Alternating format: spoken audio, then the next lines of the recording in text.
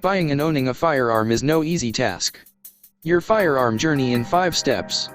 Step 1 will be to find an accredited training provider registered with the PFTC to do your competency proficiency training. Step 2 will be to submit your competency application using SAPS Form 517 with your local DFO. Step 3 will be to complete the SAPS 271 and write a motivation to accompany your application. Step 4 will be to submit the application with all your supporting documents at your local DFO. Step 5 will be to collect your printed firearm license card from your DFO and pick up your firearm from your dealer.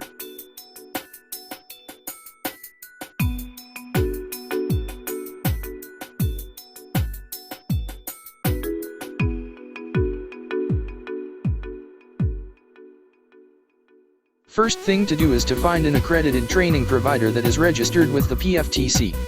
To complete any of the 6 unit standards, you would need to first complete Unit Standard 117705. This covers basic knowledge of the Act. Depending on your requirement, you can complete any of the other 5 unit standards.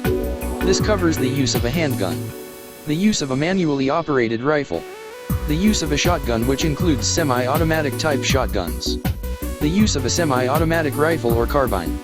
There is one additional unit standard which covers the use of any muzzle-loading firearm.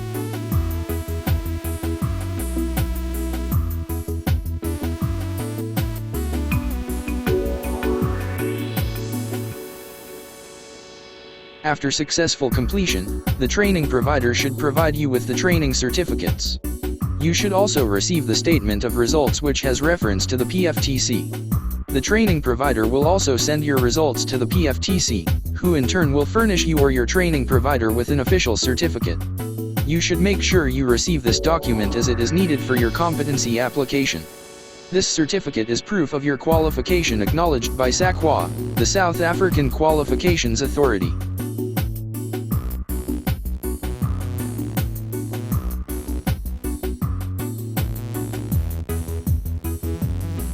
Step 2 will involve the actual application for competency.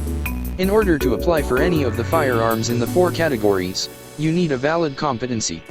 You should now complete the SAPS Form 517. You would also require 2 character references from either your spouse or someone you live with or a friend or colleague. Note that they may be contacted by the SAPS to verify the details. Using the documentation you received when you completed your competency training, as well as your completed SAPS 517, your character reference and copies of your identification document, plus 2 passport size photos and proof of address, you now need to submit this to your local DFO. What does competency actually mean? As a potential firearm owner, you would need to be 21 years of age and be a South African citizen. Be a fit and proper person, of stable mental health, not dependent on any substance which has a narcotic or intoxicating effect. Not been convicted of any offense relating to the Firearms Control Act. Not been convicted of any offense relating to the unlawful use or handling of a firearm. Not been convicted of any violence or sexual abuse. Not been convicted of fraud relating to the Firearms Control Act. Not been convicted for alcohol or substance abuse. Not been convicted in the dealing of drugs or narcotics. Not been convicted for any domestic violence. Not been convicted for the negligent handling of a firearm and not been convicted in terms of the Explosives Act. And it goes on. Not been convicted of any offense involving sabotage, terrorism, public violence, arson, intimidation, kidnapping, child stealing, have never been unfit to possess a firearm, must have completed the prescribed test on the knowledge of the Act and completed the prescribed test on the safe and efficient handling of a firearm. As you can see, any potential firearm owner goes through some serious scrutiny to determine if you are indeed a fit and proper person to possess a firearm.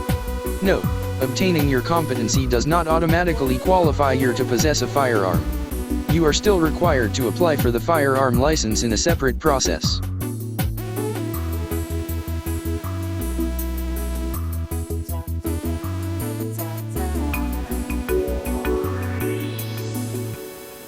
Now let's get to step 3.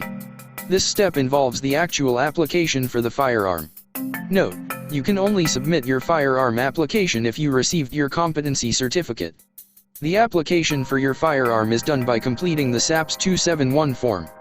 This form should be provided by the dealer where you bought the firearm. Your application should also be accompanied by a comprehensive motivation which should also address the fit and proper person. Attach all supporting documents to the application. This should include membership or affiliation to associations or shooting clubs, additional training completed. Submit certified copies of your documentation. Do not submit any original documentation except the SAPS 271. Make copies of your complete application for your records.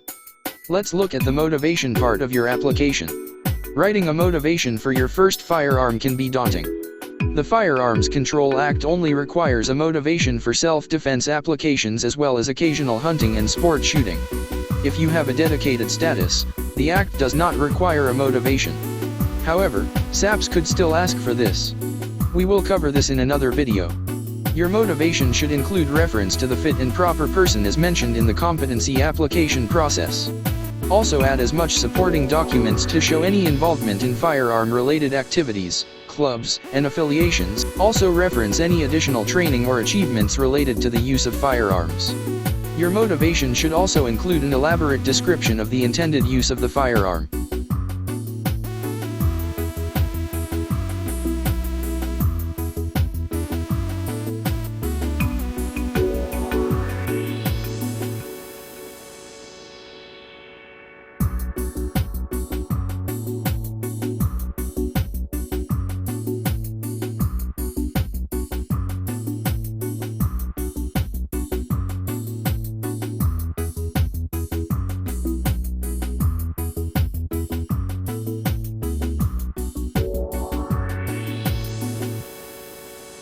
Step 5 is the fun part.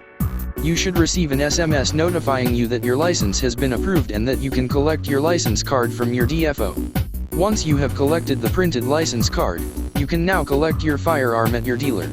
Note, you will not be able to collect your firearm if you don't have the printed license card.